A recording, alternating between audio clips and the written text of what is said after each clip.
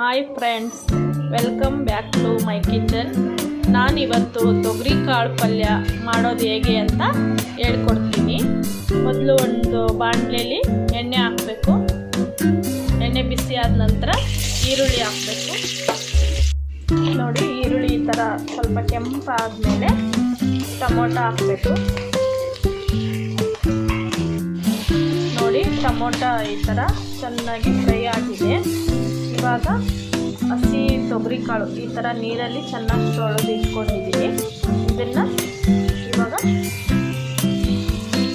ಬಾಣಲೆಗೆ ಹಾಕಬೇಕು.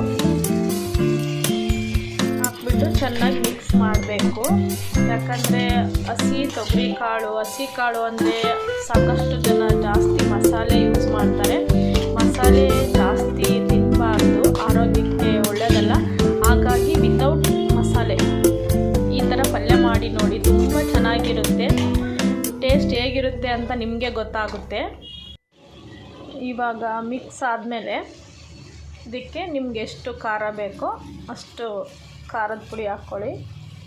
ನಮ್ಮ ಮನೆಯಲ್ಲಿ ಸ್ವಲ್ಪ ಖಾರ ಜಾಸ್ತಿನೇ ತಿಂತೀವಿ, ಹಾಗಾಗಿ 2 ಸ್ಪೂನ್ ಹಾಕ್ಕೊಂಡಿದ್ದೀನಿ. ರುಚಿಗೆ ತಕ್ಕಷ್ಟು ಉಪ್ಪು, ಅರಿಶಿಣ ಪುಡಿ, 1 ಸ್ಪೂನು ಗುರಾಳ್ ಪುಡಿ ಹಾಕಬೇಕು. ಅಂದರೆ ಗುರಾಳ್ ಪುಡಿ ಅಂದರೆ ಹುಚ್ಚೆಳ್ ಪುಡಿ ಅಂತಲೂ ಅಂತಾರೆ. ನಮ್ಮ ಉತ್ತರ ಕರ್ನಾಟಕ ಭಾಷೆಯಲ್ಲಾದರೆ ಗುರಾಳ್ ಪುಡಿ ಅಂತ ಹೇಳ್ತೀವಿ. ನೋಡಿ, ಎಲ್ಲ ಪುಡಿಗಳನ್ನು ಹಾಕ್ಬಿಟ್ಟು ಈ ಥರ ಮಿಕ್ಸ್ ಮಾಡಬೇಕು. ಇದಕ್ಕೆ ಯಾವುದೇ ರೀತಿಯ ಮಸಾಲೆ ಯೂಸ್ ಮಾಡಿರಲ್ಲ ನಾನು. ನೋಡಿ, ನೀರು ಹಾಕಿದ ಮೇಲೆ ಈ ಥರ ಚೆನ್ನಾಗಿ ಕುದಿಬೇಕು. ಕುದೀತಾ ಇದೆ.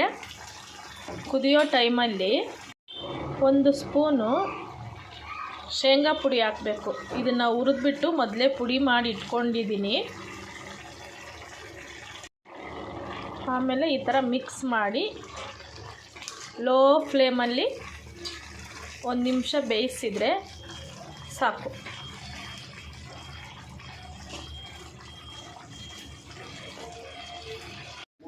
ನೋಡಿ ಫ್ರೆಂಡ್ಸ್, ಈಗ ನೀರೆಲ್ಲ ಚೆನ್ನಾಗಿ ಆವಿಯಾಗಿದೆ, ಕಾಳು ಚೆನ್ನಾಗಿ ಬೆಂದಿದೆ. ಇವಾಗ ಫೈನಲ್ ಆಗಿ ಪಲ್ಯ ರೆಡಿ ಆಗಿದೆ. ಇದನ್ನು ಇವಾಗ ಪರೋಟ ಜೊತೆ ಸರ್ವ್ ಮಾಡ್ತಾ ಇದ್ದೀನಿ.